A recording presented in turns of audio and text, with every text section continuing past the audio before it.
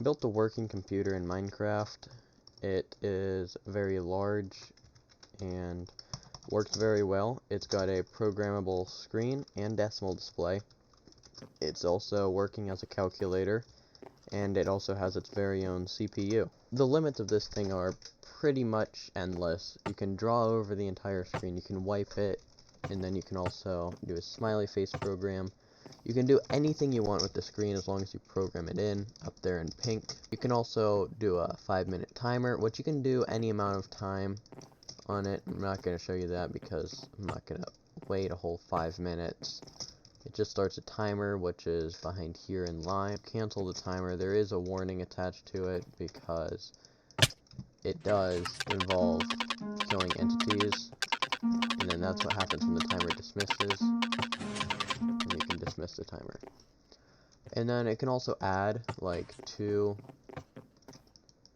plus, you're supposed to wait for the complete to show up, 2 plus 7 equals 9, and there we go, 9. So it can display any number that is below 5 digits. You would have to individually program in each number though in orange, and that's why I have not programmed in much other than up to 9 plus 9, so it can display a 1 and then an 8. Actually, I'm working on making it display a 21 right now, which is not that large of a process. It involves that CPU over there.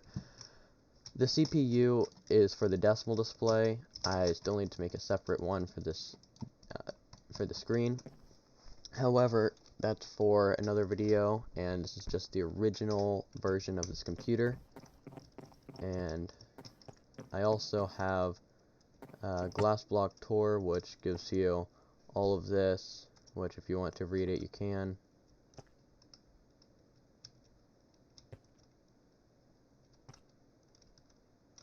But if you don't want to read it, then you don't have to. You can just fast forward past it. And then over this way, on the Glassblock Tor, there is this, where it will go down, and then you can actually go up in here to where the note blocks are. Oops, why do I keep falling? And to where the note blocks are, and it's like a little house type thing.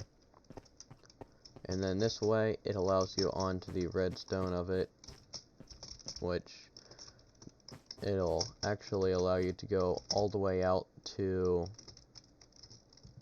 let's see, the farthest you can go is if you can do parkour. You can also get up to here, but it's, I forget where the area is that you can do it.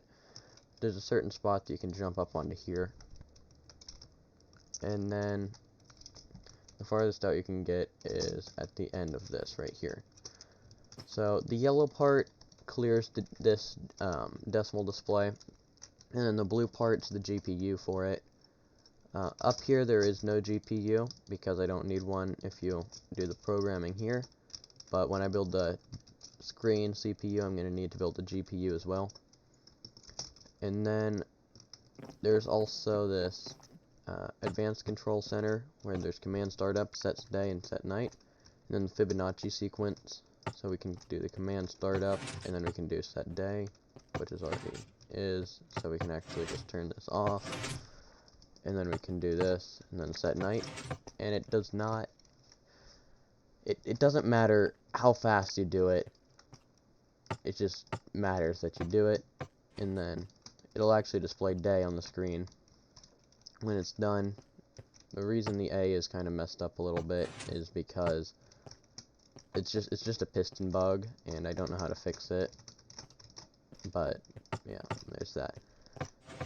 And then the Fibonacci sequence, it runs through that CPU down there, and it will display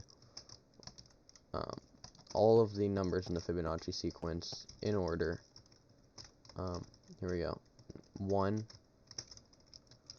And then, so what it does is it displays 1, it'll display a 2 now, and then up next it'll display a 3, which will be this one.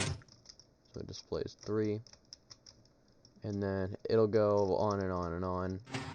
It'll display 5. It'll display 8. It'll display 9. Or actually, yeah, it'll display 13. And then it'll display 21, which I'm working on now. Still have not done this yet, but I'm not going to build this extending very far because that would require certain render distances. It already requires over 10 chunks render distance, which is far for a laptop, which I'm running a PC, so it doesn't really affect me much. But it can, let's see, it just did 8, so it goes to 8, and then the next number in the Fibonacci sequence is 13, so it's going to take a long time. It has to go through 9, 10, 11, 12. There's 10, so it has to go through 11 and 12 before it can reach 13, which is the first 2-digit number. And then, if we wanted to, we could turn this off and stop it at any point. However, we would have to wait until this is finished. This little redstone line right here is finished before we could start it up again. And then there we go, 13. And then to get down, you just jump down, and that's how you get back up.